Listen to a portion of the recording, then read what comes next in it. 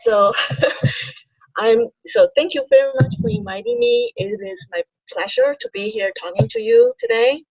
So first, let me introduce myself. My name is Linda Low. I'm working for IBM Analytics team, machine learning and data scientist lab services. So my team do a lot different variety type of projects, but it's always big data or machine learning focus. So my responsibility in the team is that I do end-to-end project implementation. So that means we travel a lot. So we belong to North America, but we do travel overseas because the demand is really great. So hopefully you guys can join us really soon. So end-to-end implementation, I mean by so this including like business requirement all the way to business analysis, gathering requirement to set up infrastructure if there's customer request one. So also to primarily use case implementation.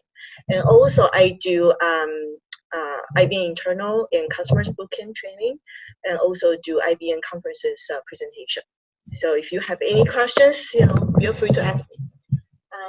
So I prepare just a few pages of slides. So a few points I want to touch on, but on a very high level. So it's going to be just a nutshell, if you will, because I want to dedicate my time here with you. So if I have any questions I can answer or help you with, just let me know. Okay. So before we are talking about those few points I want to touch on, I'd like to know a little bit about you. So your background. So who's coming from the hardware background?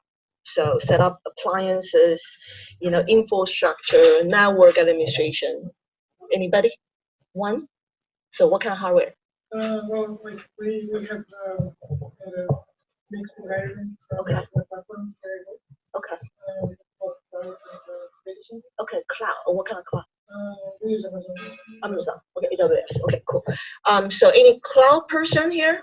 Anybody doing cloud? Anybody using cloud? Yes. Okay, so who doesn't have a smartphone here? Who does not have a smartphone? Okay, so if you do have a smartphone, everybody's using cloud. Okay, because it doesn't matter you know or you don't know, you're willing or not willing, all of our smartphone data is syncing to the cloud. So okay, so just so you know, so everybody's using cloud. Okay, so how about business? Who is doing right now? Your job is primarily business focused, like business analyst or business management. Anybody? One. Okay, cool. Anybody? So what is the other people? Software? So software? Okay, data analyst. Okay, cool, excellent. So software. So anybody doing databases? Just one, two, three. What kind of database? Okay, excellent. So ETL databases, right? But it sounds like Microsoft environment. How about you? All over the place, Oracle, Teradata, SAP HANA. Are you a DBA? No, data modeler. Okay, cool. Huh? Cool. Databases. So all the other people are software? Interesting. So then how about you? What are you doing? MySQL. Okay. Okay. Software development. What kind of language? Okay. Excellent. Java person, anybody?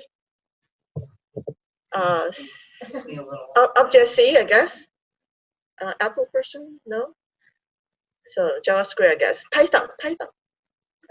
Everybody should say Python because I saw your syllabus. Everyone's learning Python. You guys should be a Python expert. How about R?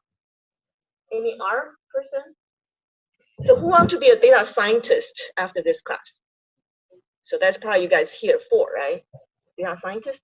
So if you go out there, I have seen a lot of customers, okay? So usually two camps I've seen. So either R or Python shops. So you'll be surprised. A lot of R people, because R, a lot of people thinking is fairly new, which is not true. R has been out there for 2 decades. So imagine how mature that is. So usually I find data scientists two camps. So if they're R shop, they just love R. So Python is like, you found different worlds, right? So if you go to a Python shop, people say, oh, Python is everything, right? R is like, what are you doing? So usually it's two very distinct groups. So just like Windows people don't like Unix people don't like Windows Well, sometimes I find that big gap. But chances are you'll see R sharp. However, I want to talk more about Python because you guys are learning Python, right? Okay, so interesting. So I see a lot of people never raise hands. So what are you guys doing? So how about in the back? I work in a lab. I'm a Chemist. Oh, wow. Oh, cool. Actually, you'll be surprised. A lot of your background, not just you, but a lot of your whoever you've been doing background will help you in your future roles, even data scientist or data person, data model, data analytics. So we can talk about more. We can specifically talking about your background. How can you get there? So maybe after a few slides presentation, so any specific questions you have, just ask me, because I didn't come from computer background. So I have a lot to talk about. I have a lot of stories I can share. So okay, so interesting, you guys, different background. So how about Unix people? Any Unix people here? You all use Unix, right? Very Unix. I mean, I'm talking about no Unix by heart. So those people, I can specifically talking about your background. How can you easily transition to the new big data world? Because I've seen a lot of customers has a myth, thinking who should be doing what. They actually make a lot of data analysts or data modelers people to manage big data platform. There's a lot of pros and cons on that. We can talk about more detail. Okay. So, like I said, I have just a very few, very high level information. Even though you don't speak cloud today, that's fine. I just have a few things I want to touch on. First, I want to talk about infrastructure. Why do you care? I mean, a lot of people here, except probably one, don't know hardware or don't know cloud, or never need to worry about it. And you guys obviously learning a lot of programming skill, but I want to just touch very based on so that you know why do you even care. Okay. And then there's a few other information I'd like to talk. But instead of demo to the end and Q&A, I want to change the format a little bit. I want to do the interchange. I want to talk about certain information and then I want to show you at the same time. So make the memory fresh. So infrastructure. Okay. I want to concentrate on, instead of infrastructure hardware centric, I want to concentrate on cloud. And what do you even care, right? So cloud, this is actually an article. I have the link on the bottom. So if you're interested, this is from the Forbes magazine, the very recent copy. And they have an article very interesting. They have inside the article, this is just a few bullet points I copy from. But in the article, there's a lot of expected or survey data and a lot of real data. Okay, the reason I want to point that out is that obviously not just you but all of us care about the future market and your jobs, right? So how's the market going? So I think it's all of us, our concerns. So how's the market going? So you probably notice a few terms which I want to point that out. The second bullet point say PaaS, right? Platform as a service, which if you go to a big data world, you probably hear that all the time. People talking about PaaS, ICC. It's not listed here, but it's called infrastructure as a service. I want to drill down to a little bit more. And SaaS, everybody's probably using SaaS, software as a service. So if your company or future companies using Amazon or Microsoft Azure or IBM, all those cloud vendors, they provide something called SaaS, software as a service, which means you don't even need to know what that is. You just say, actually, I'm going to show you, so you can speak to it in just a few minutes. Okay. So, just want to point out a few things about the future market, so you guys are aware of it. But specifically, there are a lot of charts in the articles. I only copy one of them. The reason I copied this one because this is talking about 2017, which is almost gone for this year, right? So interestingly, you see that 74% companies, big companies, small companies say it's about cloud. So you probably hear that buzzword everywhere, which is true. I'm going to tell you why. Okay, and why do you care? Even though you may be a Python person, you may be an R person or SQL person, a database person, right? But why do you even care? or should you even really care, right? That's probably the question. And IoT, surprisingly, is getting more and more. I can talk about IoT as well because I do doing the IBM's IoT presentation. So it's one of the IBM's products as well. So I can talk about that. So AI, which part you guys here for. So you can see the market is still small, but it's 2017, right? So it's still evolving. In my opinion, it will getting bigger when it's getting more and more mature. So talking about cloud. So cloud, don't worry, you don't know it at this point, but I'm just going to give you 2 minutes, you'll know cloud, okay? So if you're talking about hardware, right? So hardware, even though you just go to Fry's electronics store and buy a whole bunch of hardware and motherboard, you can just set up your own environment, which I do have at my home just for fun, right? So when you have the hardware environment, so everything, so basically you hook up the cables, you set up your hardware, right? Those, what does that mean? That means you control everything. So you know how to set up network, you know how to wire them up. So basically that's, you can call it on-prem. So everything you control, right? So you can choose, it's going to be a Linux, you choose going to be a Windows environment, whatever you choose. So that's in your hands, right? So when we're talking about cloud, we usually mean by the other three. So cloud is layered. Okay, so the lowest, even though it's cloud vendors, Microsoft as well, they still have data center or Amazon. They still have data center. They still have the hardware somewhere. It's just that you not your concern, right? You don't need to worry about it. But somebody still settles up. But on top of that, so cloud is layered, like I said, right? So very lower layer is called IaaS, infrastructure as a service. So what does that mean? So very easily you can distinguish in a second by this chart. I love this chart, by the way. This chart is like so clear. So in the future, when you see any vendors or any environment, you know what kind of environment and infrastructure they belong to. So when we're talking about the lowest layer, infrastructure as a service, what does that mean? That means those hardware stuff, the storage, how many hard drives, what kind of hard drive, or networking, how do they work, wired, right? Those you cannot control. It's out of your hands. It's in the data center. Whatever vendor provide you the service, you cannot say, hey, I don't like this wiring, I like that. It's not your, it's beyond you, right? So infrastructure, if you buy any service, your company buy any service from a vendor, say it's IaaS, right? So that means you can choose operating system. You can say, hey, I want a Unix environment, I want Red Hat, I want CentOS, Ubuntu, whatever you have, or Microsoft, right? So you can choose that. Or on top of that, you can say, hey, I'm going to create that fancy JavaScript application. I need an application server. So it's your hand, you control it. So you can choose whatever vendor, whatever software on that platform, right? So that's the lowest. On top of the IaaS, it's called platforms as service. So you can see you kind of start losing control, right? So what does that mean? That means you can create fancy application like the JavaScript you just created, and you can control, you can have databases, you can control your data, but that's the only thing you can control. So basically, lower layers say, hey, I want Windows. Sorry, if you buying pass, you don't have a choice, okay? Whatever the environment, Unix, whatever the application server they provide, this is it. Okay, if they say it's going to using Microsoft SQL Server or MySQL, then you just have to use it. You have no choice. So the highest layer, right, the topest layer is called SaaS, software as a service. You can see you have no control. So you were thinking, why do I even need that?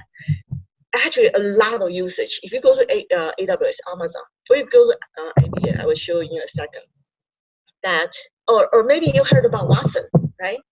So Watson, a lot of people thinking, still customer ask me all the time, say, hey, you guys Jeopardy show, right?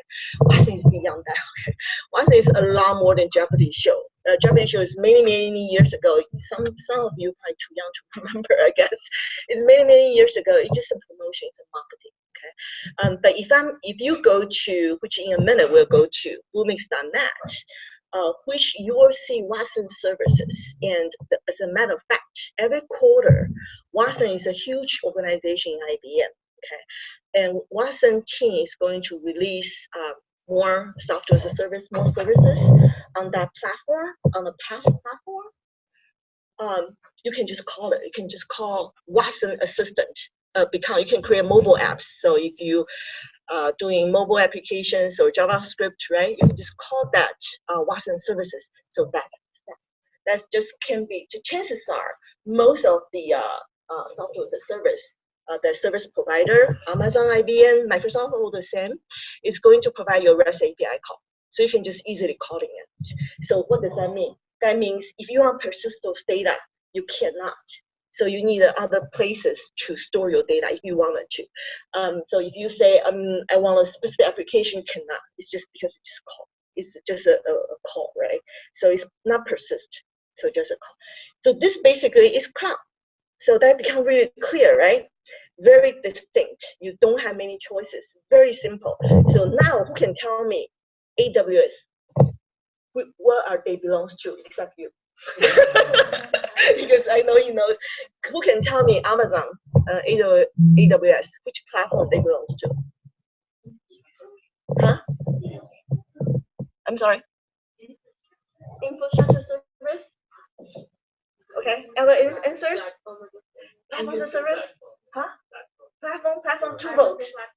Platform 3 volts. 4 volts. Platform 5 volts. Okay, you guys want 5 volts, right? Why? If you go to AWS, can you choose the operating system? You cannot, right? So it's a platform service. So who can tell me any examples for ICE? Which vendor provide ICE?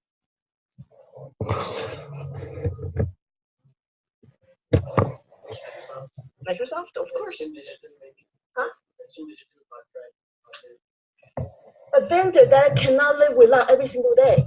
You guys didn't guess that part? IBM, I can live without IBM for a day. Google, right? I cannot live without Google, honestly, every single day. I'm an Android person, so you can see I'm a Java person. So. And nobody answered IBM. I'm going to show you IBM. So actually, everything's going to be free. Okay, so what I'm going to show you is free. So bottom line is that we spent probably 5 minutes talking about cloud. Why do you care? Do you think you do not need to care? Who raise your tell me? Raise your hand if you don't think you need to care. I'm talking about your future jobs now. Why do you care? Or if you even need to care? Anybody say I don't need to care? Really? Then why do you care? Anybody can tell me why? Why do you care? Oh, talking about Freddie Mac. Not Freddie Mac. Yeah. What's that company nowadays? Very hot things. Equifax. Actually, when I was in Michigan, I came from Michigan. Actually, I worked for my company working for Equifax, creating applications for Equifax. That was a long time ago, 20 years ago. So why do you care? Let me tell you why. Why you do care. I'm not saying that you need to be a person like him, that hardware person, no inside out. I'm just saying that at least you can speak those terminologies, right? The chances are, so just tell you the truth, the fact. Every company that goes to, if it's a startup or smaller companies, you guarantee they're using cloud. Okay, so why is that? Because it's a very cost efficient. So instead of invest, any company, imagine wearing their shoes, right? So if you're going to have a startup, why are you going to invest millions of dollars buying the infrastructure? So that's just one-time cost. Also, you need to hire a whole bunch of people, maintain this environment, right? Those are ongoing costs. So chances are smaller to start up, they're going to use in cloud. And how about enterprise? Big company like Apple, right? Like Google, like IBM, those big companies. They have data centers. However, they probably chances are they have data centers, they have hardwares, right? But still, they do have cloud. So some of the machines could be commodity hardwares. They re-image or restructure it to be virtualized machines, and they use that as a private cloud. So bottom line is that what I'm trying to tell you is that your job, even though you eventually be a data scientist, it could be one of your tasks. You say, hey, we are in a hybrid environment. Chances are everything's hybrid. We're in a hybrid environment. Your job is going to take some data from those mainframe or from Oracle, whatever, on the on-premises. And also, we're going to have some software, services from Amazon. So go ahead, do a machine learning models. So if you don't say, oh, where do I start? What is cloud? Then you are stuck. So that's my point. You need to know at least basic understanding what is cloud, what does that impact to you, how do you connect, and the same perspective I have seen on the market. So many people, especially developers, have no concept of security. So please do me a favor. So at least study basic understanding about security, because you can create fancy models and you don't consider about securities. Your customer, basically your employers in risk, right? So at least the basic understanding the securities in the cloud perspective and hybrid perspective, in my opinion, just like asking CEOs if they should have ethics. It's like, do you think they should or should not? You know, it's like basic. To me, I think it's a basic information. So please do learn something about securities and do learn something about cloud. Hybrid environment is definitely more and more you will see. Probably every company, I would say. So just touch a very high level, right? Now I want to talking about something called analytics engine. So we probably from the ICE environment. I mentioned Google, right? Google, they have a terminology called Google Compute Engine. So that's their ICE environment. So how about IBM? IBM has, since IBM is so big, IBM has, should go back to that chart. IBM has everything, right? So IBM has IBM app environment, ICE environment. Is called SoftLayer. So SoftLayer is a company, a huge company, international, in North America that IBM purchased a few years ago. So they have a lot of data center everywhere. So they provide infrastructure service. So as a customer, you can say, hey, IBM, instead of Amazon, I want a very physical hardware dedicated to my environment, especially if you're in healthcare, security, government. I have a lot of government clients. And the chances are you do not want to put your data in a public cloud like Amazon, right?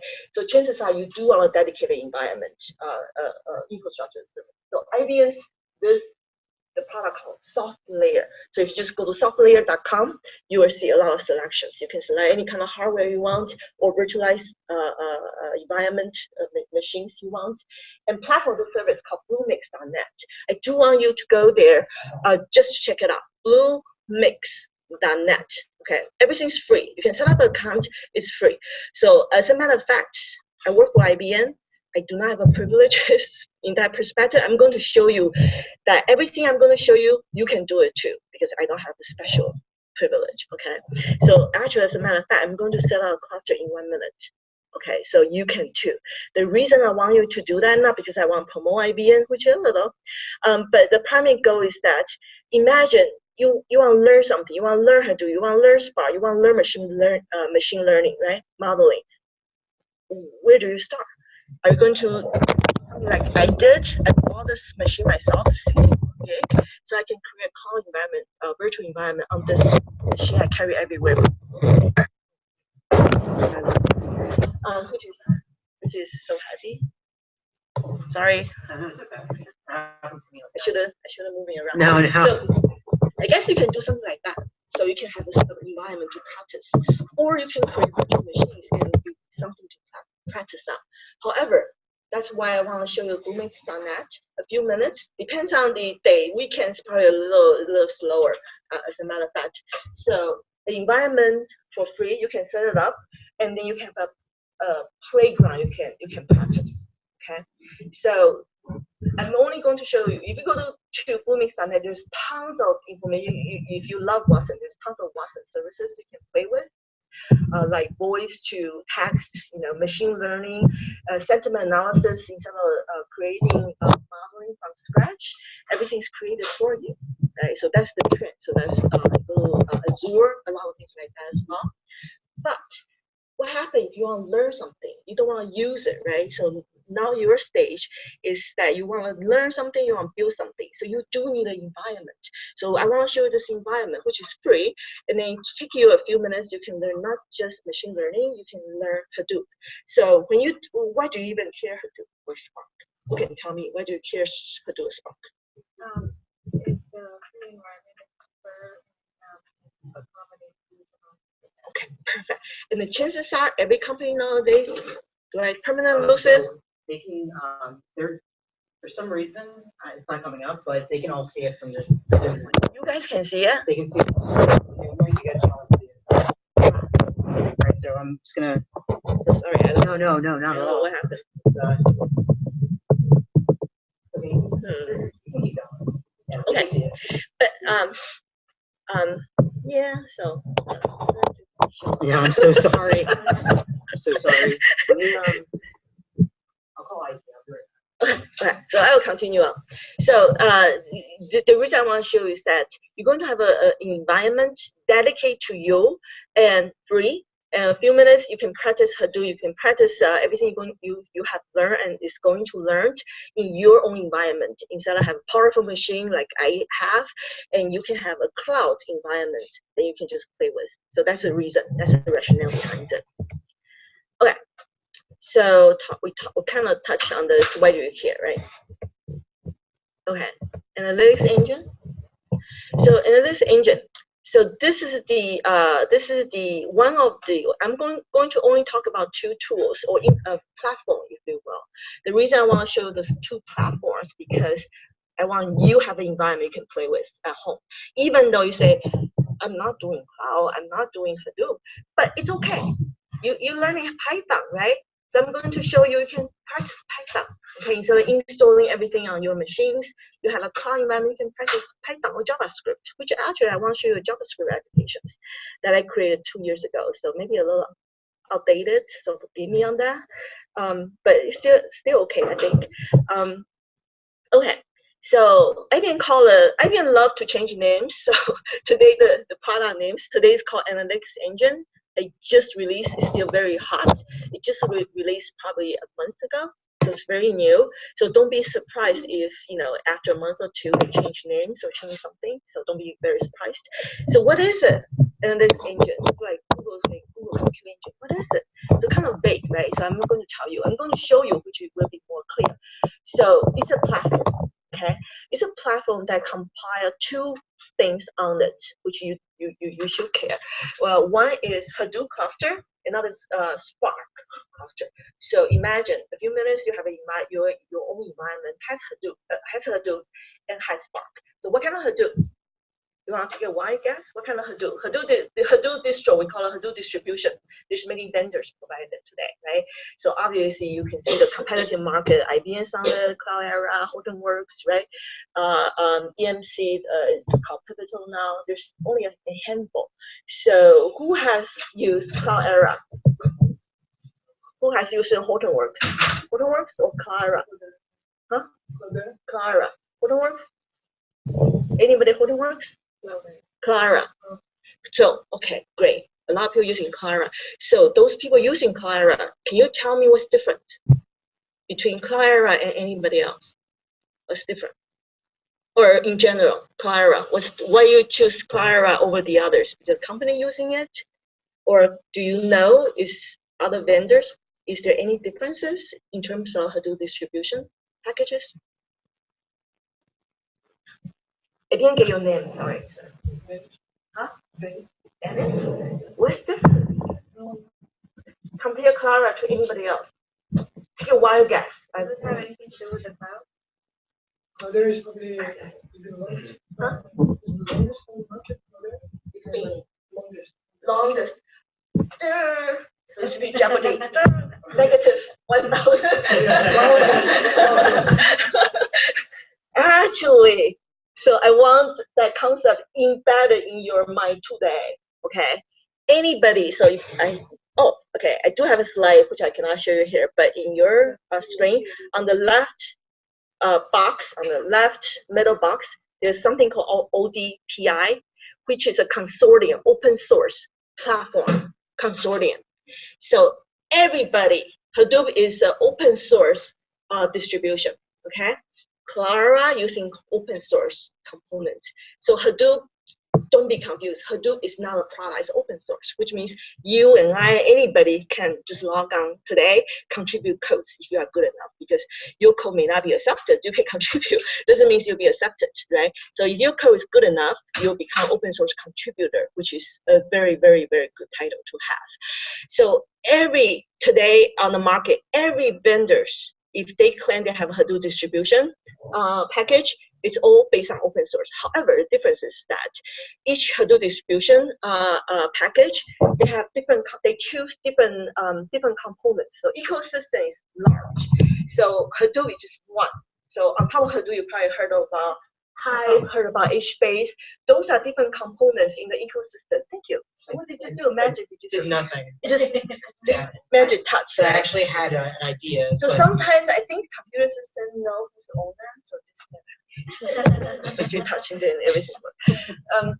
So anyway, different vendors distribute Hadoop distribution packages. They usually choose different packages, different component, if I may, component, package it, and sell it to a company. Then why do they sell it? You will say it's free, right? The difference is that, like Clara, Hortonworks, they sell support. So, if you are enterprise, right, the chances are, what happened? It doesn't work, right? You're calling Hortonworks, calling Clara, say, hey, we have some problems, can you support us? So they're selling that, they're selling services. Also, they're selling trainings, right? However, on the package itself, all those components are open source. So now back to the original question. What's different, Clara, than the other vendors like IBM? Because different vendors choose different component and package them and sell it to you. So that means Hortonworks maybe package 10 components, another, so I can use this one, another. Oh yeah, I just So my machine doesn't show anything. Oh. Yeah, I connected to the webinar. I connected to your computer screen share from Zoom. Okay. There. Just in case it goes I out. lost control. I want to control. I lost control. No, I'm panicking. No, that's fine. That's fine. Okay. So they package different components. So maybe Hortonworks has 10 components, which I want to show you in a minute, and maybe Clara has another 15. So what's different? So whoever the vendors, they tested those components they packaged for you, right? So they packaged it. So they choose ABC, put it together and sell it to you. And the other company maybe choose the other one. So why do I care? Why do I mention ODPI, which is a consortium, open source consortium that is everybody, all the vendors, except Clara. So Clara is preparatory. So bottom line is that the takeaway I want you to know today is anybody is open source except Clara. Clara actually, they have component they are selling is preparatory. Okay. So it's different. So consortium including everybody except Clara. So what is that impacting analytics engine? So when you stand one up, which I want you to do that. Oh, and you would How still do I- use your how do I computer. I see nothing. I think you still use your computer. Yeah, now No, that's- it's empty. My computer is Oh, really? blank. So that's why I said lost control. Oh, no. I don't know how. Did I? Oh, yeah, so Yeah. it's, I don't know what happened. Yeah. This is just on your screen. What is going on? So anyway, so if you go to boomix.net, click on catalog on the top upper right corner. There's something called catalog. Click on that, Okay, this is really weird, but and you just it's do going to, that's fine. Yeah. We'll, if you just control from your computer, they'll see it. okay, cool. After creating a free account, So yeah, they want to create a free account, but after that, I'm going to show you what's after that. So give me a sec. This one.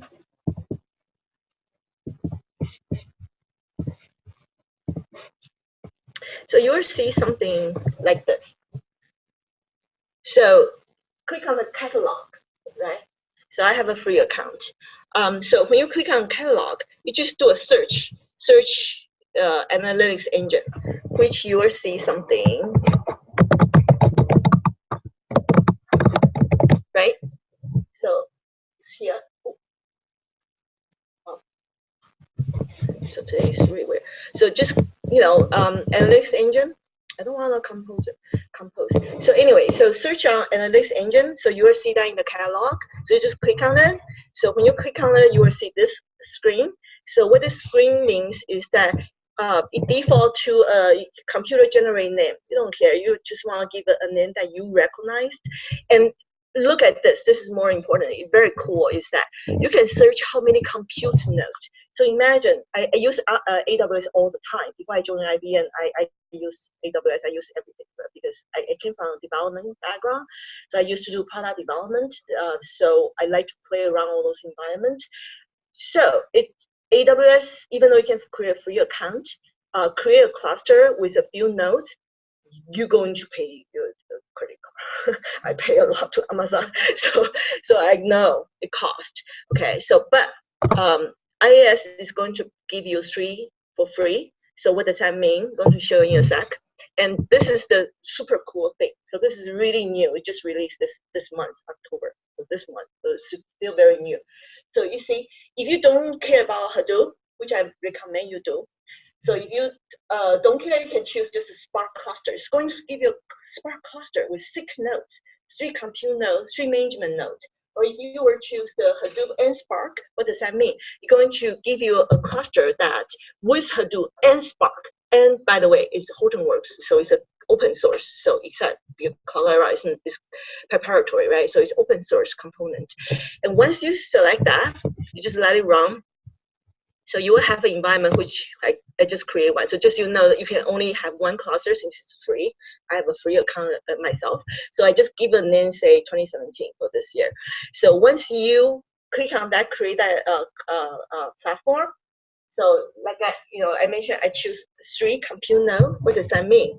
That means if you go to the button. So you see, right here, right?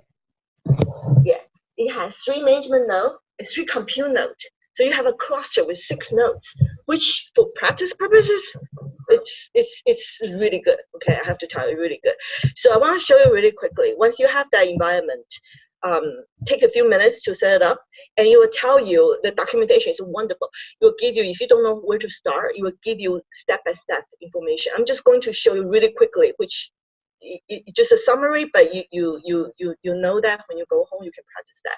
So just click on that and say create a platform. So you got it, right? So once you got it, what happens is that I think you all should have, if you're going to do machine learning, you should know a little bit basic about Unix, Linux. So I use PuTTY all the time. So it just SSH, it will even tell you how. So you can see right here, show you how to connect to the environment.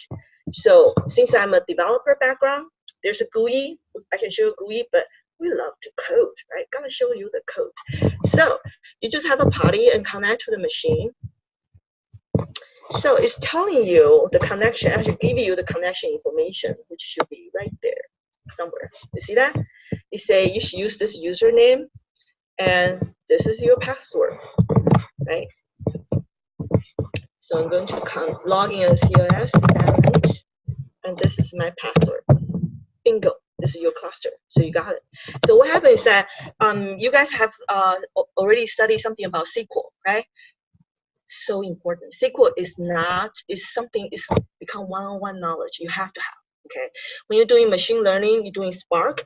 There's something called Spark SQL. It's getting more and more mature, but it's not in SQL just yet, but it's getting there. But if you're just using a basic SQL statement, is good enough. But again, what I'm trying to emphasize is that you need to know SQL, right? So what is Hadoop? Guys, probably not in your syllabus, right? So very simply is that Hadoop, something called HDFS, Hadoop Distributed File System. So it's nothing but on top of this layer, everything's layered like cakes. So the bottom layer is Hadoop usually is on a Linux environment.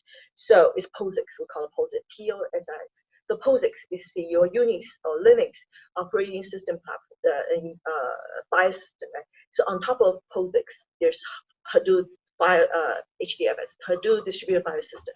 So if you just drop a file there, so let's just say I create a file, and I create something really junk. And say, oh, I have an employee, 2 employees, one is John, one is Mary. Right? Two is simulate your data file, even though this is super simple. You just drop to HDFS. So HDFS, if you know Unix, so that's why I recommend you know basic Unix, right? So everything in Hadoop is Unix command. or very similar to Unix command. So if I create, I can create a directory. Let's say it's going to be called data2 employee. Okay. So right there, you got a cluster in a few minutes, and you can start playing with Hadoop. So what I did just now was create a directory in a HDFS. Okay. So what does that do?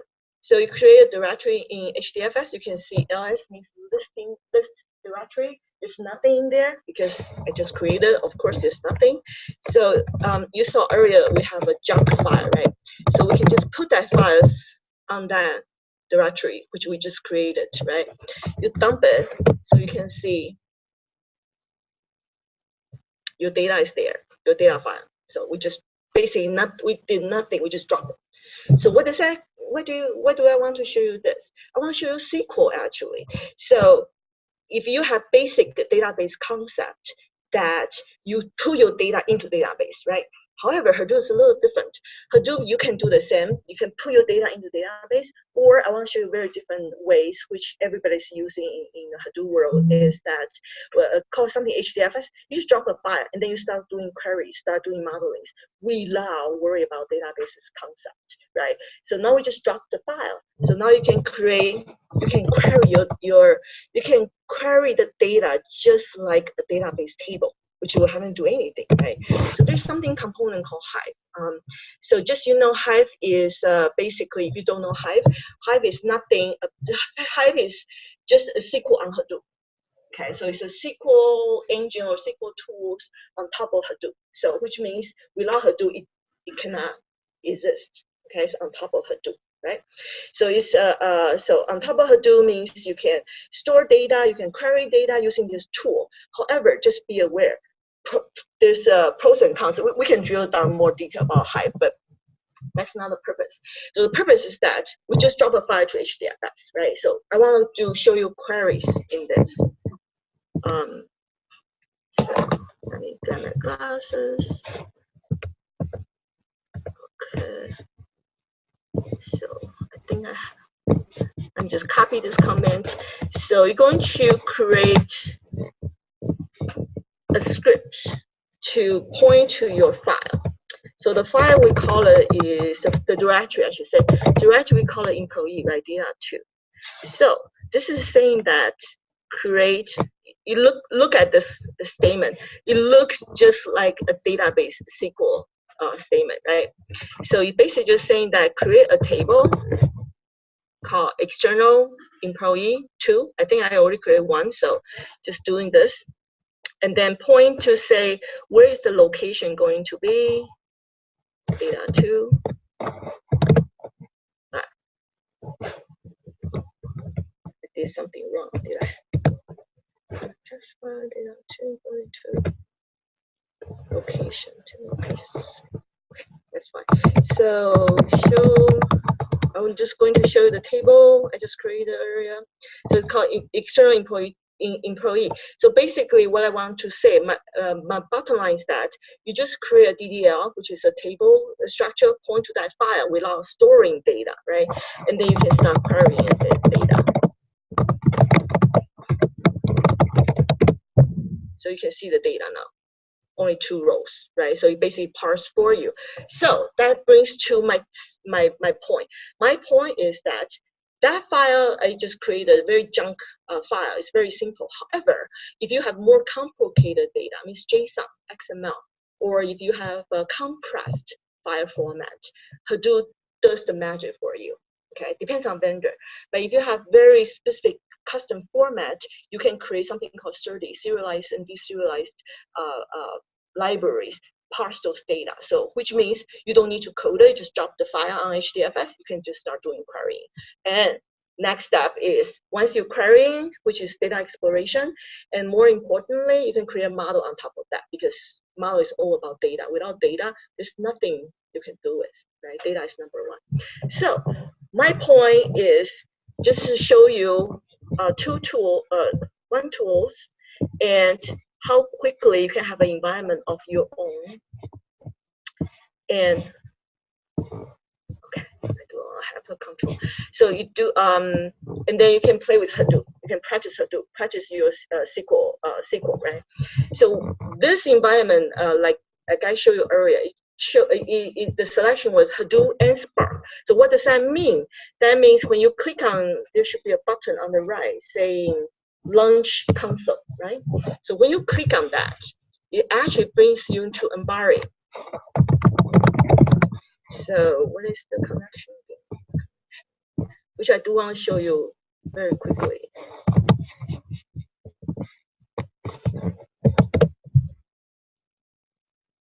So actually, this is very important. You can see Ambari, not a standard, or except Clara, right?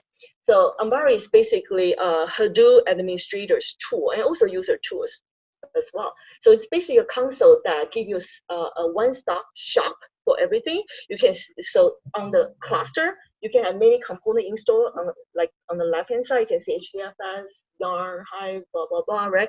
All those components on that cluster. So you can use Ambari, this tool, this GUI tool, to control your services. Okay, so you can stop and start and deploy your applications. You can see what's happening.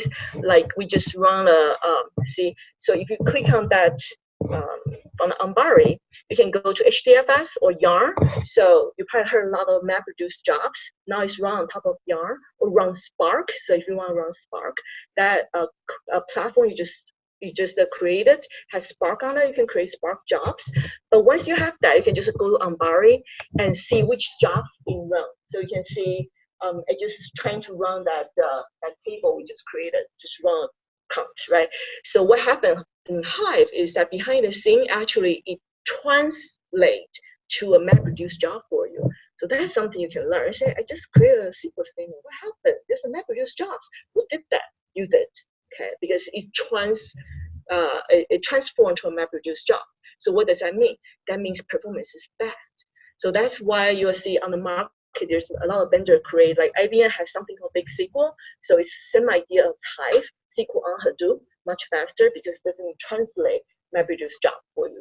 MapReduce job right there, right? And also Clara has Impala. So a lot of vendors have different products on top of that. They're selling extra.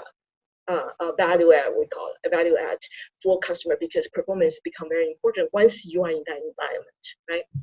So how much storage do you get? that's a very good question. Depends on if you want to pay or not.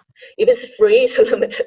But if you want to pay, you can have as much as you want it. I'm not a salesperson. I don't know. So, but if you go to the catalog page, it will give you that information. And also that even though I know today, because things may change, right? So take a look.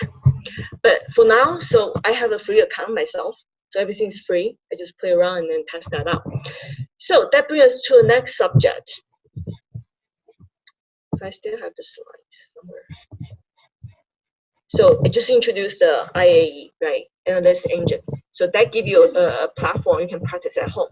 Whatever you learn today, you can have that platform practice. But to bring us to the next subject, right?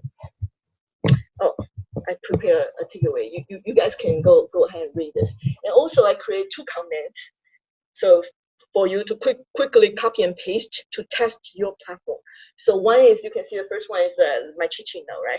Create a Hive DDL table, so you can just point to that file without importing data. You can import, don't get me wrong. You just quickly access a data file on HDFS and then start querying away. So really nice tool to learn with, to start with. And also a Spark job. So eventually you probably want to get into Spark jobs. So I have a sample there. But that brings us to my next subject, which I want to show you, is called data science experience. This is really cool. So who can tell me what is Jupyter? Not a planet. Jupyter notebook, Spark notebook. Zeppelins. Who used Zeppelin before? No, don't know Zeppelin is. Jupyter, 1 person, right? 2 people. Everyone. Oh, you guys. Oh, you guys are expert. Okay, perfect. Then I might actually change my question. What's different between Zeppelin and Jupyter?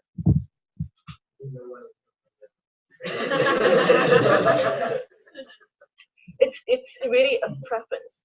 Both are free. but I cannot speak for the future because open source keep changing. Sometimes open source component, what I learned so far is that sometimes not even backward compatible. So like Spark.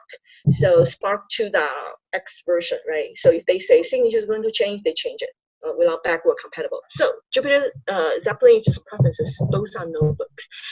You will see a lot of enterprise prefer Jupyter because security is better. But still some places using Zeppelin, but idea is the same. Syntax is very similar, configuration a little different. But if you're interested to set up one by yourself, I have a blocks, I have step-by-step guide you can play with for more hardware person. But my point is that, what is this? So if you go to the catalog, you search data science experience. So basically give you a platform. Behind the scenes Jupyter, just to be honest with you, behind the scenes Jupyter, however, is much, much richer and better than Jupyter. Is that what IBM has done is that this is the IBM product. Again, you can try this free. So this data science experience, you can just start practice your Python away. As a matter of fact, it's more than Python. It has R, it has SCADA. It's just a platform, which I actually like to show you.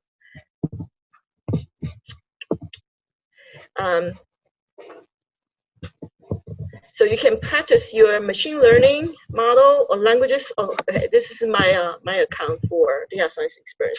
So you can see once you set up that account, so we'll show you something called data science experience. You can have many projects. Each project can have many notebooks. Again, this is a free account, right? I have many notebooks.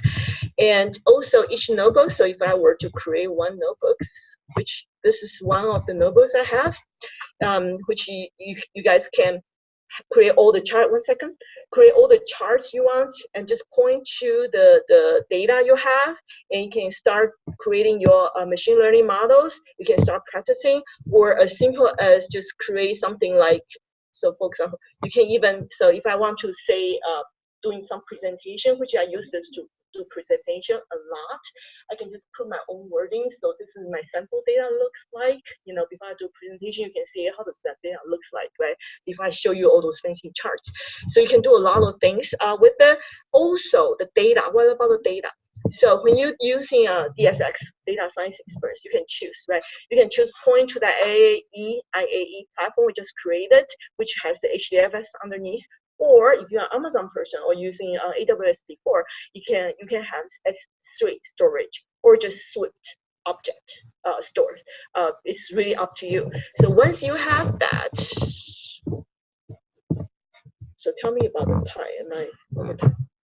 So, but anyway, so once you have that, so if you don't even know how to read the data, don't even worry. Just there's a menu, just click and drop. It will just create a code for you. So for example, if like this data set I have is a movie analysis, you know, I use that as a Swift object. I didn't code all those. I just drag and drop, create a code for me. So I don't need to know. Okay, you say, oh, Swift object S3. What is that? How do I even query data? You just click, drop, and then it create it for you. Once it's dropped for you, you can just doing the job you care about is data. Analyze data, right? So you can see tabular format, and then from that point on, you can do Spark SQL, practice your SQL statement, or you can simply practice your Python syntax. So this is again, my point is that give you a platform environment to learn, to practice, because I've been there. I know how important that is. Have something you have control to learn with, right? You need a tool. Unless you buy an expensive machine, set everything up yourself. A lot of people don't even know how to set it up, right? So this just give you a very quick tool you can start practicing. So that's my point. Okay, the bottom line I want to take away is that you can have a free, very quick tools if you don't want to set one up. And so something you can learn with, a tool you can learn with, right? So lastly, so a little over time, so I will answer a question in a second. But they probably want to go home, right? So when I start talking, I can keep talking whatever subject you guys are interested. So, but lastly, I want to show you this application. I mentioned earlier JavaScript, right? So you guys are learning JavaScript. So I have an application. Actually, that Bluemix platform, Bluemix.net, is a PaaS platform. We talk about platforms and service, right? So it's a platform you can create your own application, deploy it, and put on GitHub, and showing your customer. And also, as a matter of fact, if you don't like to have you don't have a powerful machine, you just want to code away from the cloud environment, you can code in the GitHub. So imagine how cool is that? And then GitHub, the cool things that you can share with your team, not just for you, right? You can share with your team. So that Bluemix give you that. Not only that, it give you many options. Like in my case, I don't want to put on GitHub until I'm ready. So I do want to code in my own environment. So you can set up, I'm a Java person, so I use Eclipse. Or I think other tools work as well. Check the documentation. So you can set up your own environment, configure it. So which means you can develop your application and deploy to Bluemix automatically. Okay. And then you can share. So I want to show you one example. So this example is probably a little too early for you guys, but I know in your syllabus, you're going to learn D3. This is creating by using JavaScript and D3. So imagine that. So this is I'm a Star Wars fan, so so forgive me. I have to do movie analysis about Star Wars, Star Trek, those kind of things. But you can see it's a little old, outdated because Star Wars been out for a few years now. But imagine you can just it's a public data, so anybody can get your hands on. So you can just using those public data. So you can see it's 2015, so 2-year-old. You can just access the data and create your sentiment analysis. How cool is that? Using Bluemix. I didn't use any other tools. So this is not even using Hadoop or Spark, right? So you can practice your D3, practice those charts, and doing sentiment analysis. If you want get something even fancier, you can use Watson sentiment analysis service, like I mentioned earlier. All those services are free, or create your own model, sentiment analysis, right? So, and then you can create those fancy charts, say, hey, how many people, what's the sentiment analysis about people talking about a movie, it's neutral, or is, people really love it, and you can do all kind of analysis. But the point is that I find it interesting is, it's really, in terms of US centric, right? It's really states related. So that kind of makes sense. Certain state may be more like Star Trek, those kind of, sci-fi movie more than the other states, maybe something like that. But imagine for your customer, it would be something interesting, right? So this is just an example.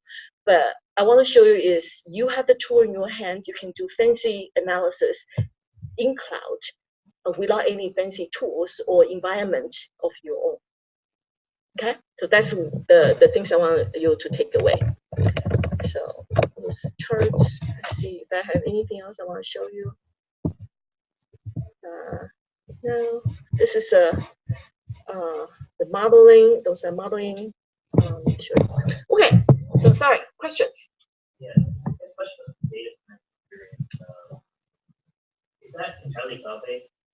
Cloud-based. Yes and no. You can, IBM does have customers, if they say, I don't, so some of our customers say, I don't like to be public. So if they choose so, we can set up ESX in their own environment. So it's an option. So if an enterprise customer say, hey, we want our own environment that we want to incorporate in our data scientist teams, yes, you have a choice. But you can do everything in cloud if you wanted to. Yeah, any other questions? Yes. I just have a general question. Like cloud quality. Is the security growing? It seems like people are rushing cloud out. Very, very good question. And as a matter of fact, that's the number one thing when I talk to my customers. I want to just raise the knowledge and raise the awareness instead of just technology catch up with the technologies. Instead of doing that, which is nothing wrong with that, but you forget about something fundamental. Okay, so I do think a lot of companies need to be more aware of, which I do agree is that some companies really lacking of that awareness. So that's why Equifax is not really surprised to me. I have a lot of customers. Majority of my customers are government, and so I have a lot of security clearance on my belt, and also I have a lot of financial institutions. So those customers, healthcare, obviously, healthcare definitely. First question they will ask you is HIPAA compliant. So chances are it's not going to be in public cloud. But however, they're still using cloud. So that's why I say hybrid is internal cloud, private cloud. So you have more securities you can control and more internal, right? So you can have many firewalls, protecting your internal cloud or private cloud, if you will. So yes, so still cloud, but different type of cloud. No, I have a question though. So like going off HIPAA, can you actually have an environment on Amazon or on Google? That's a very good question. Google definitely no. Actually, I just talked to them last month. There's a conference I went to. I do a lot of conferences.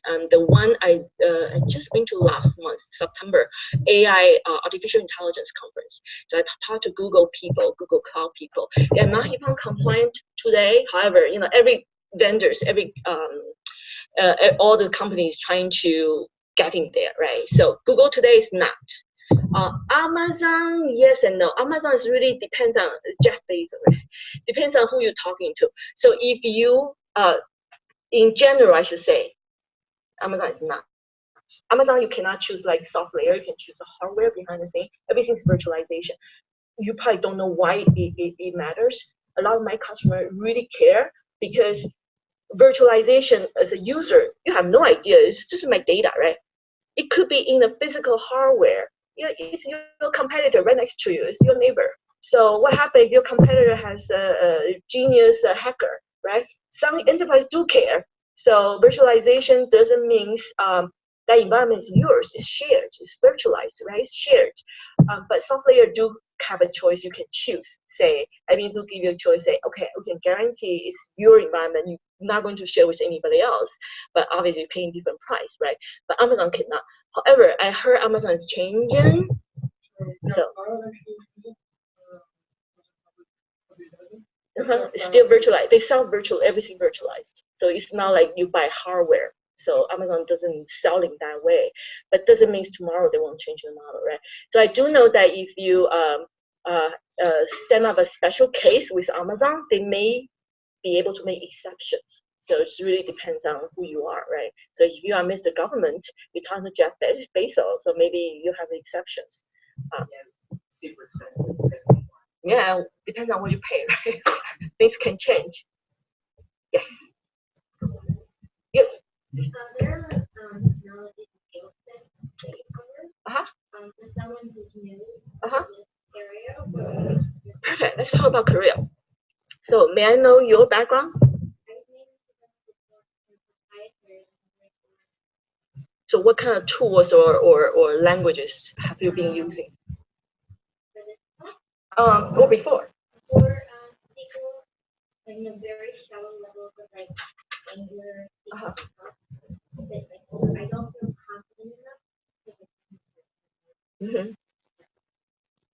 I'm going to give you a good news and bad news. Bad news apply to not just you guys and me as well. Okay. I have a few years in PhD program, but I never graduated, so I don't have that piece of paper.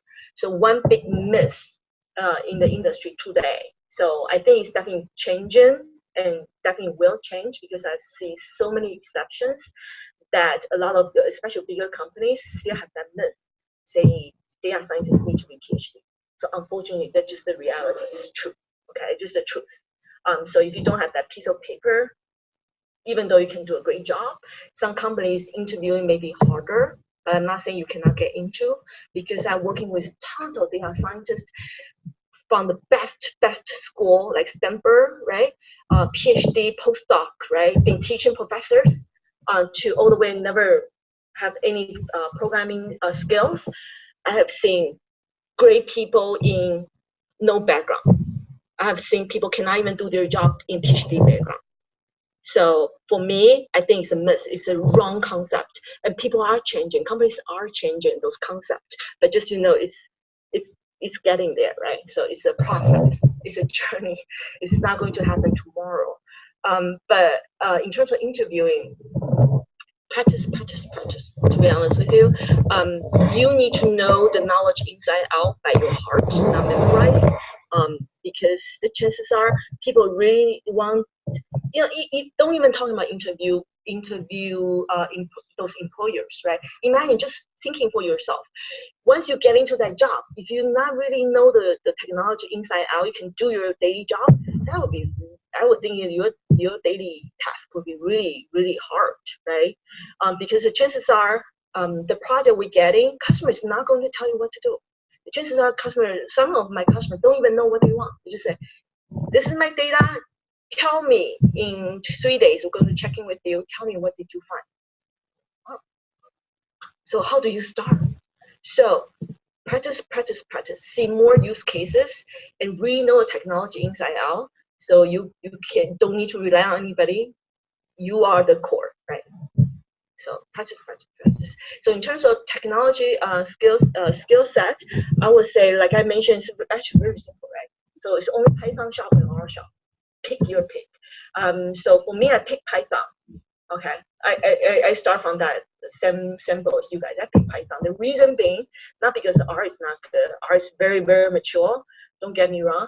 But more and more companies leaning toward the notebook route. You can see how easy to do presentation, and all those notebooks, Jupyter or Zeppelin, whatever you choose, right? Only 2 choices right now. So those notebooks, you can use our language. You can use Python. However, those charts, Python has more libraries available. So if I want to show charts, which you guarantee your management, your customers would love to see chart. Who doesn't, right? Everybody wants to see charts. You can show the very complicated formulas. Management doesn't resonate. Say, oh, okay, cool formula. So, really cool. You did probably a month that calculate that formula. Oh, wonderful. Okay, show me something that meaningful for business, right? So chart has more libraries in Python. So that's the reason I chose Python, not because of anything else. But a lot of people choosing Scala. Scala is very good too. Especially if you're a background like me, Java, right? Scala is very easy to get into. I do Scala as well, but especially Spark is created using Scala. So it's native, right? So imagine performance-wise, you guarantee Scala is faster, but again, we're talking about charts, right? So for that perspective, I'm leaning toward the Python. So learn Python by heart, okay? You can just memorize inside out and see more use cases. And machine learning, it doesn't build in a day. It's a lot of knowledge behind it, a lot of formulas. Depends on people. Some people like to have bottom-up approach. Some people like top-to-bottom approach. It really depends on what's the best way you can learn, right? So no secret sauce. Just really need to know technology and know everything inside out. Can you talk a little bit about your journey? Oh, my journey. Oh, my. I've been in this industry many years. So my background is that. So if you go to LinkedIn, you can see my background. So everything is just black and white in the LinkedIn. So my background is that I started out as a developer. Okay, in my generation, that's a long time ago. So I started out as a Microsoft developer actually. So now I claim I don't know Microsoft. Okay, I started out with Microsoft. So I moved on to Unix, right? So I was a product developer for, I want to say 13, 14 years. So I definitely know programming by heart. I've programmed, created products, many products, 13 years, right? So I have very solid programming background. And then later I moved on to data warehousing, data analysis for probably 7 years, primarily doing data warehouse and ETL. So that got me really into the more of be able to communicate to customers. You'll find that a lot of customers, they probably not really good at programming, right? They know their business problems, so they're talking to you in business languages. So you need to know how does that mean, or how do you translate to technical side. So I think that journey definitely helped me out. So I know product really well, right? I know technical side. So I know understand where customers coming from or business coming from. And since I know data really well, I know programming really well, so for me it's really easy to transition to today's world. And actually I didn't transform myself to data scientist because a few years ago, data scientist, that's just a buzzword. It's not really, this is a new term. It's not something new. It's actually statistician, if you will. It's just that if you see my signature, I put something like, what is data scientist? A lot of people still have that myth. Data scientist is nothing but software engineer, really knows statistics, and the statistician better in software. Okay, so it's like if you don't know programming, you want to be data scientist, you have a really hard journey in front of you. Okay, to be honest with you, if you are a business person, actually that background is really good because you know your domain knowledge, the business knowledge really well. But if you don't want to learn programming, oh, it's going to be tough. Okay, so both sides very important because that's your daily job. So my journey is like baby steps, to be honest. Still learning. I think in high tech fields, in my opinion, is that since I started high tech career about 3 years ago, I feel like every day I have no life. Just every day is learning day. Because high tech is evolving, right? So especially open source nowadays, something you learn today, chances are in a quarter or a year later, it's changed. Something new come up. So it's going to be a journey. So just prepare. It's never ending learning. Hopefully that helps. Yes. Oh, okay. So like, for the technical interview for the data scientist, how much gets needed from a technical interview for, I guess, software development? Very different. And also depends on where you are. Since I live in Midwest for most of my life, West Coast for me is really different, especially for me, because most of my career being in Michigan, Midwest. I find, especially California, because Silicon Valley, right? Silicon Valley's interview process actually is hugely different. Interviews, basically, if you are a software engineer or anything about programming, they're going to test you code right there, okay? So you pretty much guarantee that. I'm not saying Midwest doesn't do that, but it's a little different way. Here it's basically just like code and syntax error. What do you mean? I have no compiler. How do I know? Just do it. How can you not even know uppercase, lowercase, especially Java, right? It's case sensitive. Oh, I missed a case. Not right. So software, you guarantee coding, right? So you need to know the language. You need to pick. I think nobody is going to ask you every programming languages. Pick your favorite. Pick the ones you're really good at, and really owns it. You can sleep coding it, right, to that level. That will win your software engineer job. So that's actually still true for data scientists. You still need that because chances are they will ask you, okay, again, I keep repeating it many times. You choose R or Python. If you answer in an interview, say Python. Okay, so how about code this? Okay, so if you say Python, you better know what you're talking about. Don't ever say anything. Even what I learned, also I'm on the other end of the table myself. Also, I interview people. If you put anything on your resume, you better own it. So if I ask you anything that you don't know, even though 99% is correct and 1% you bluffed, right? I'm not going to trust you. So imagine, because you don't know that person, right? You are interviewer. I don't know you. So how can I trust you if you lie? Even though 99% was right? How can I trust you? How do I know the other 99% is correct? I don't know. So right there, right at that point, if I know you're lying, you're pretty much done. So don't lie in resume. So that's number one rule, I think. And number two, I do see a lot of younger generation. I always tell them that, especially young kids still in school. Hopefully that's only a few still in school. Those young kids, I always tell them, say, be careful your social media, because I'm a data person. I go to customer side, I do 360 degrees of analysis. I can find out everything about you if you're playing social media, which nowadays who doesn't, right? If I really want to, I can know everything about you. If I really want to, which company do, you pretty much guarantee. So if you are still in school, be careful what you put on social media. Don't say anything you'll be regretting in the future. Don't share too much. You'll be surprised what people are sharing in social media. And you thought you deleted it, It's never deleted. Trust me, I know. It's never deleted. Okay, so be careful what you put in there. In your space, the data science space at IBM, what is the technology stack you work with? In terms of Like, is it the Hadoop that your data is housed on? so yeah, Other tools of data visualization? that's a very good question. I guess two things, right? So I talk about consortium. So if you talk about big data space, which is a big umbrella, right? Big data space basically is Hadoop and Spark, and probably going to be some machine learning. And technology-wise, open sources keep changing. So if we're doing something today, doesn't mean 3 months later still the same. It could be right evolving, right, become better and better. In terms of tools or technology-wise, you can see everything's new. Like AE, I'm showing you, is just released this month, right? Data scientist experience probably released. It can be run in this timing, probably last year. Jupyter Notebook, Zeppelin Notebook. When I was in customer side 2 years ago, and people say, "What is that?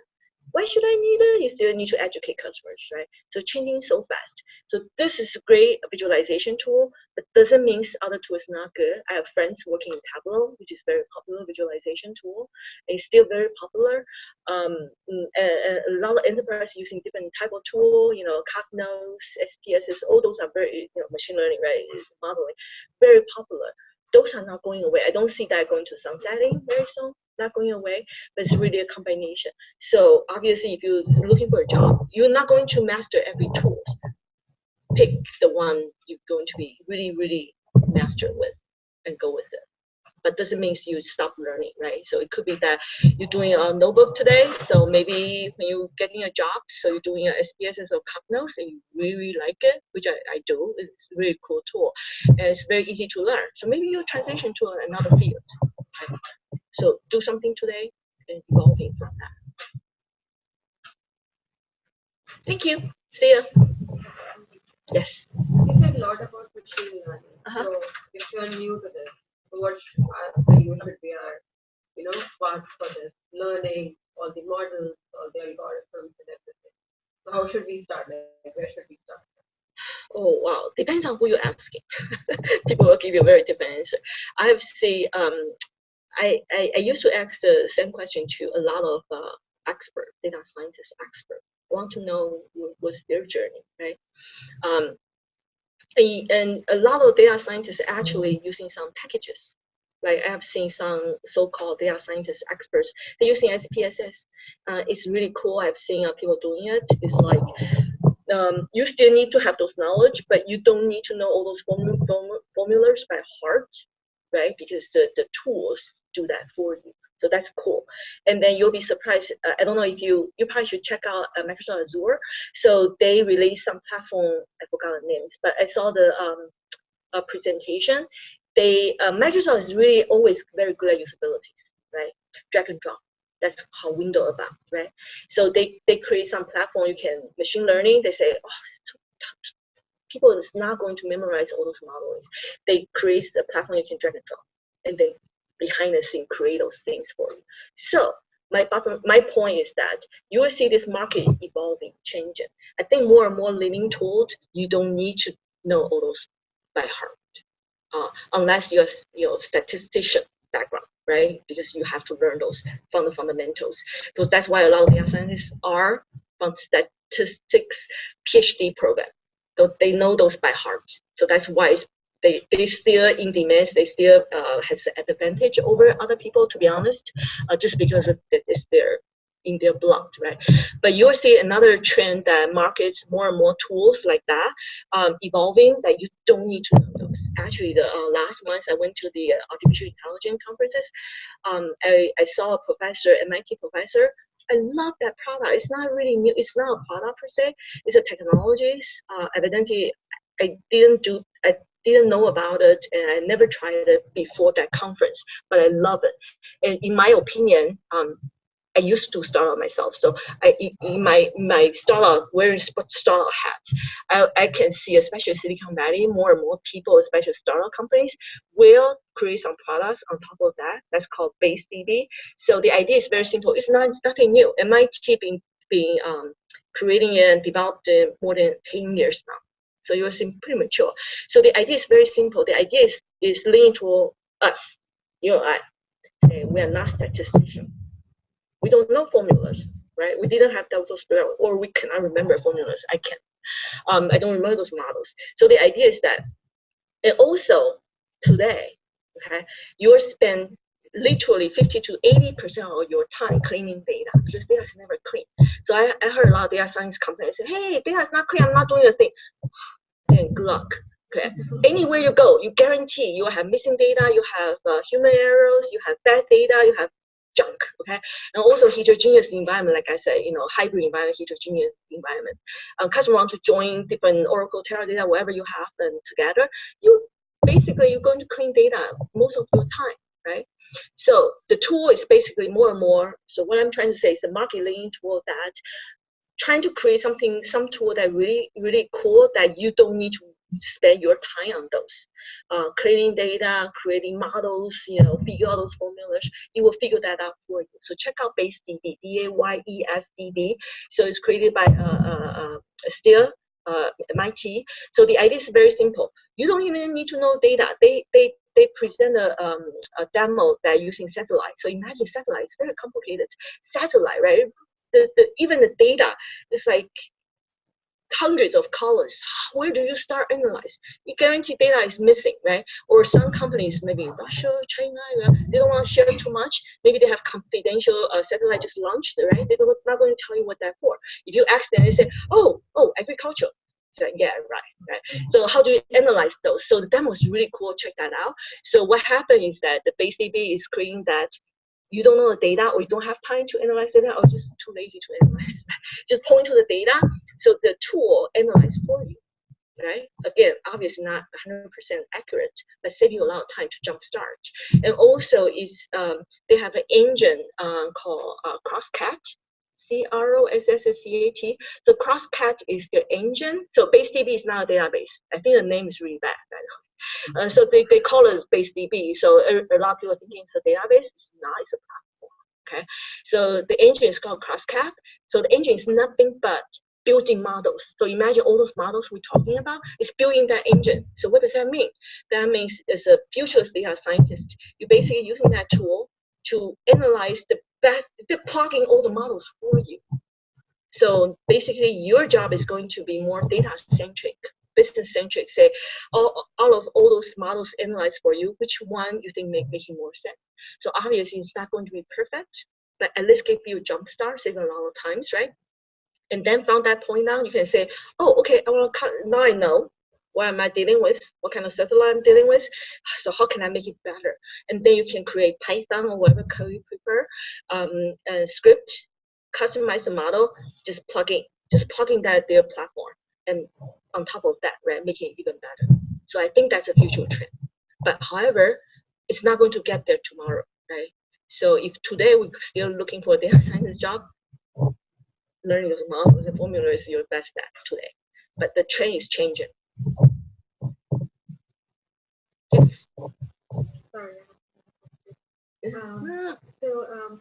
We talked about how a lot of people hiring data scientists have an expectation of the person to have a PhD.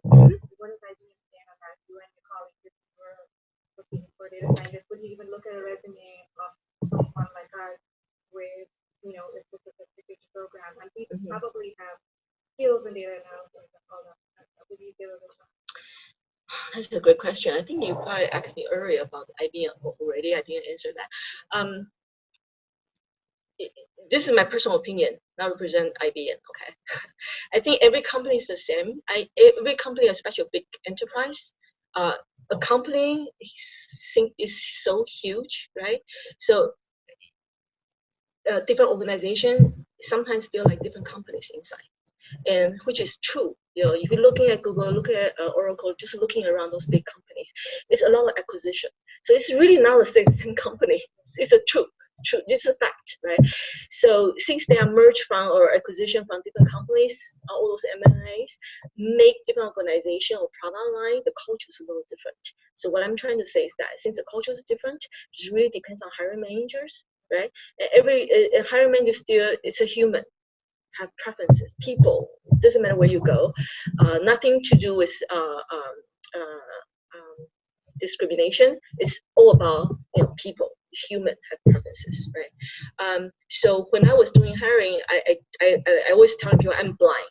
I'm color blind. I'm race blind. I'm gender blind. I'm everything blind, right? I want somebody. I think a lot of hiring managers the same boat is that they want to hire somebody can do the job tomorrow. They don't want to hire somebody that you're still learning on your job. It's just a reality, unfortunately reality, right? So you can wear their shoes. If you are in that boat, you will do the same thing. So they want somebody just as soon as they hire, you can do the job. So hiring really depends. Even the same company, in my opinion, is that different organization you goes to, even same organization, different managers, maybe a little different. So it's really hard to say it's always like that, and truth is not. It's not going to be the same. Yeah, I don't know. It's good, unfortunately, or unfortunately. Just like that. So would your recommendation then be to start out somewhere else and then try to move into that position at the same time? I kind of changed my opinion. A few years ago, actually, I met a lady. She's super talented. She was what she studied? She was in Stanford doing bachelor's in statistician. She just spelled out in her face, I'm a data scientist, future data scientist, and she's so smart. And she was an intern in I cannot say that company. My client, number 2 credit card company. Can I say that? So she's doing great, even though she was just a student. So it's really, so my opinion is that it's not about your education. It's about you, how hard you want to work at. It's not really about that piece of paper. It's really about your attitude. And at that time, I was thinking, this was many years ago. The route maybe, I think if you are still in school, I think to be an intern is a great opportunity for so many ends. Right? One end is that you're learning your experience on the job. So people has less expectation of you, right? And the second is that, well, obvious trade-off is that you probably don't get much pay, right? But you're learning, and also I think plus in my opinion is that you can learn the company culture by the job. So maybe you don't like it. Maybe the name is really great. You admire. Like when I was in school, 30 years ago, I really want to. My idol was Bill Gates, right? So, work for Microsoft, work for Oracle. Today, I don't even want to work for them. So it's really, people change it, right? People change it, right? You growing up, you maturing. So, but however, when you're working for the companies, then when you admire certain companies, it can be very different. It's really, people by people, your experience, right? So. Yeah, so you've worked with many clients. What was could you describe what you said some clients don't even know what they want. They don't know what they want, right? Can you talk to us about an experience where the client didn't know what they wanted, and then another experience what you did for the client when they didn't know what they wanted. So number 2 company in Canada, number 2 bank in Canada. So I cannot call the names. So when we were there, it was not even so since I'm doing post sales, right? So usually post sales means you guys all know post sales means company already sold product. We go there doing services. But since this technology is so hard and needs so many talent, so even though my position is post sales, we do help pre-sales people a lot, because pre-sales is very difficult, right? Pre-sales people may not be technical enough to do those jobs. So we do go out there to figure out what customer or potential customer wants.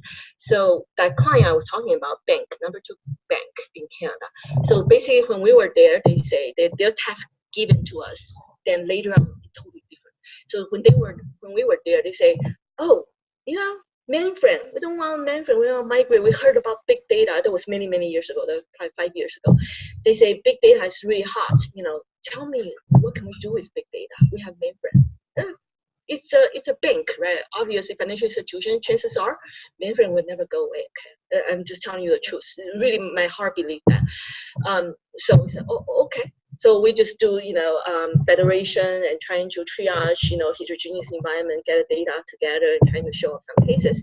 But when we were doing that, in that process, when I was doing that, I'm a data person, right? I'm just fascinated about data. So I look at that. Imagine 5 years ago, even today, US still promoting that if you have bank card, credit card, that chips, right? 5 years ago, it's like everywhere in Canada already have it. US is really way behind. So at that time, that chip thing is really just the truth. So the VP was telling us so confident that their data, you know, is so secure, blah, blah, blah, right? So I proved him otherwise. I say, oh, okay. So I wasn't purposely doing that. I was doing their data.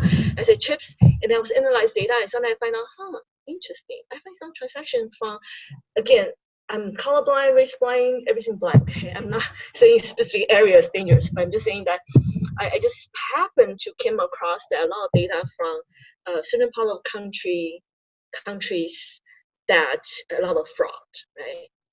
And I proved that VP otherwise, that he said we have like 0.00 whatever percentage they told us that do not have chips. And basically using their mainframe data proving otherwise. And in a day. Okay. Second day I present to him. I said, oh, that cannot be. Show me how you did it. VP. So he sat there and then going through the technical stuff, trying to see the real data. So prove him that's the real data. So it's a truth, right? So what I'm trying to say is that technology, and also you have to wear their shoes, right? The VP's shoes. Mainframe, you gotta go through all the processes, right? Change control. So if you want to create reports, probably a few weeks later, but 2 days is really shocking, right? So technologies can help you doing something, maybe can damage something as well, but it's giving you a tool, technology that you can invest something really quickly. Okay. So at the end of only a week later, or second week, that we be able to, it was a potential customer, not really a customer yet, they bought it, right? They just, the idea is being sold to them, but it was very different than what they initially wanted. Initially, they just want to get rid of mainframe, migrate it, right? But later on, we do machine or do data analysis. So that's something very different. But there's some customers really, to answer your question, some customers really have specific thing in mind. They just want to say, bye, have a good weekend. Oh, okay, so maybe that's a good case. A gaming company in West Coast, okay, very big gaming company. So what they have in mind is that at that time, that was a few years ago as well, they don't have big data. They have they have Netezza, they have a lot of appliances doing analysis, doing kind of machine learning in a way, in their own customized way. But what they wanted to do is that they want to say, social media become very hot. They want to integrate social media because the gaming, right? That, especially mobile gaming. So when I was doing their project, it was so embarrassed. People ask me, which game you like the most? I don't play games. How do I do analysis? But that's a different story. But social media, right? So they want to integrate social media into their gaming platform. How do you do that? So the requirement is really big, right? How do you do it? So at the end is that we be able to, at that time, not really, Watson sentiment analysis was not out just yet. So we had to create from scratch. So programming is becoming your good buddy. So what I did was go to Facebook, go to Twitter, all those social media, always guarantee APIs, pull those data into the platform, right, to the environment, and plug those together and trying to do data analysis. So at the end of the presentation, we will be able to show them that their marketing ROI, which is very difficult. You have to thinking for the management's perspective, right?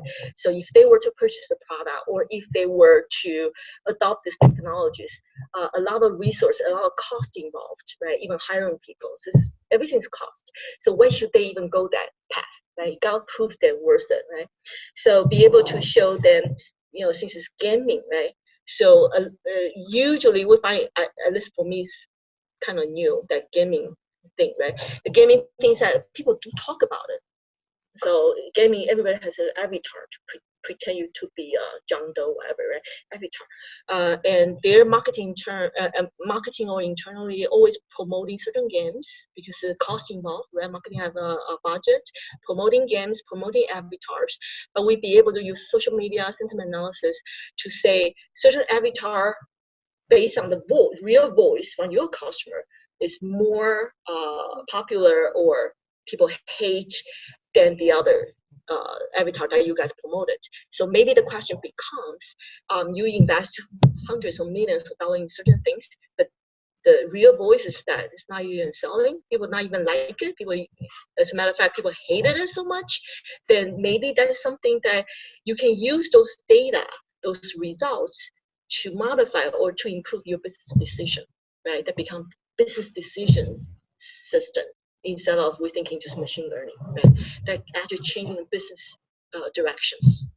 So it's very interesting. So I see more and more that if a company adopts machine learning or big data in general route, it's actually not IT. Okay, IT is probably the last route. IT is more challenging. Say, hey, how do you maintain the environment, right? So that's their concern. So new business people, organization start that initiative. So at least that's what I've seen. So hopefully I answered some of your questions. Hopefully you learned something today. So keep up with the journey and working hard. So we encourage each other. So I'm learning too. Okay.